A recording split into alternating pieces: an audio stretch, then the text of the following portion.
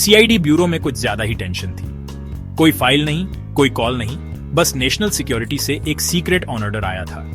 एक ऐसा मिशन जो इतना सीक्रेट था कि कुछ भी रिकॉर्ड नहीं किया जा सकता था। एसीपी प्रद्युम्न अपनी टीम के सामने खड़े थे। चिंता उनके चेहरे पर साफ दिख रही थी। उनके पास बस एक सुराग था, एक टेक्स्ट। ईगल खतरे में है, घोंसला खतरे में है, सूरज उगने से पहले स्नेक को ढूंढो। दया, अभिजीत और श्रेया ने एक दूसरे को अजीब नजरों से देखा। ईगल कौन था?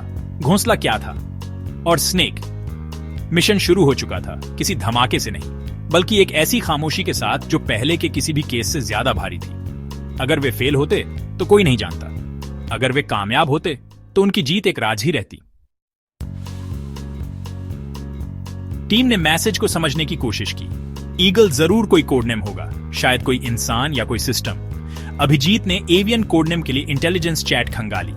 दया और श्रेया ने घोंसले की तलाश की, कोई सेंसिटिव जगह। उनकी तलाश उन्हें ग्रुड तक ले गई, एक सीक्रेट डेटा सेंटर जो सैटेलाइट कम्युनिकेशंस को सेफ रखता था। जैसे ही दया और श्रेया उस जगह की निगरानी कर रहे थे, एक काली सेडान चक्कर लगा रही थी। उसके अंदर बैठे लोग इलाके को स्कैन कर रहे थे। श्रेया ने लाइसेंस प्लेट की एक फोटो खींच ली। वो कार एक शेल कॉर्पोरेशन के नाम पर रजिस्टर्ड थी, एक डेड एंड, लेकिन इस बात का सबूत कि खतरा असली था। एसीपी प्रद्युम्न समझ गए, ईगल कोई इंसान हो सकता है, गरुड़ का कोई अंदरूनी आदमी। स्नेक की तलाश अब एक गद्दार की तलाश बन चुकी थी। टीम ने चुपचाप गरुड़ के कर्मचारियों की जांच की, भरोसेमंद साइंटिस्ट और ऑफिसर्स की। अभिजीत को डॉ आलोक वर्मा, एक सीनियर साइंटिस्ट से जुड़े संदिग्ध क्रिप्टोकरेंसी ट्रांसफर मिले।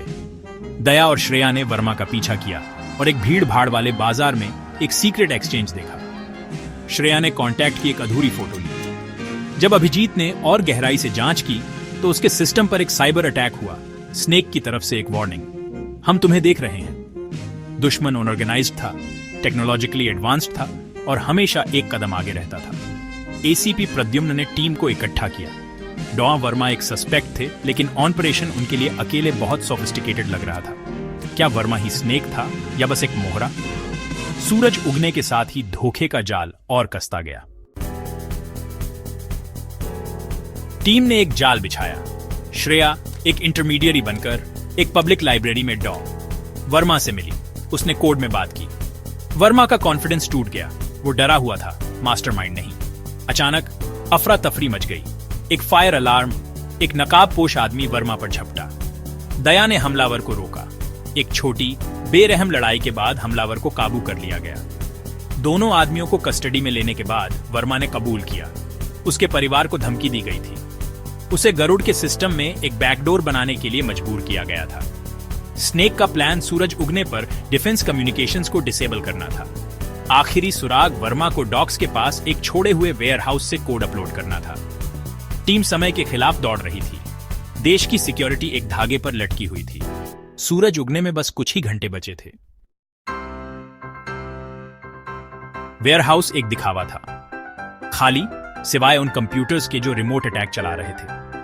अभिजीत ने सिग्नल को ट्रेस किया। यह सीआईडी के अपने नेटवर्क के अंदर से आ रहा था। पकड़ा गया हमलावर एक फॉर्मर स्पेशल फोर्सेस ऑपरेटिव था, जिसके पास सीआईडी का एक्सेस था, लेकिन वो मास्टरमाइंड नहीं था। असली स्नेक एक भरोसेमंद इंटेलिजेंस कलीग था, जो अंदरूनी जानकारी का इस्तेमाल कर टीम को मैनिपुलेट कर रहा था। उस मोल को सीआईडी हेडक्वार्टर में पकड़ा गया, अटैक लॉन्च करने से ठीक पहले। जैसे ही सुबह हुई, काउंटडाउन रुक गया। घोंसला सेफ था। मिशन खामोशी में खत्म हुआ।